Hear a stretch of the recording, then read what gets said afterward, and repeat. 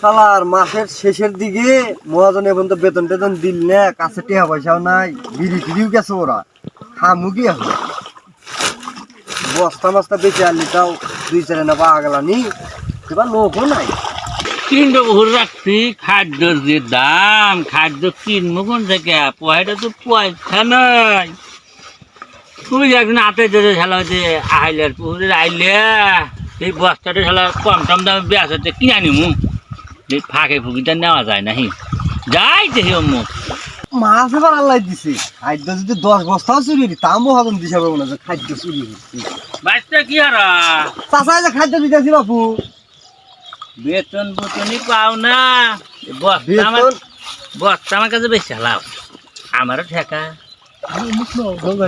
কত কেবা দিবে নি? তাহলে কও কয়টা নিবে? দিয়ে নি বস্তার দাম তো মেলা 1950 টাকা। দাম হলে কি হবে বেটা, বস্তা তো খুলিয়া ভালাইছে। বলছি আর মোটা টোটা বান্ধে অভিনয় যাই নিছিলে। তাহলে কয়টা তুমি কও? দিয়ে নি কয়টা দিবান দিবে দেও। 500 টাকা নাও।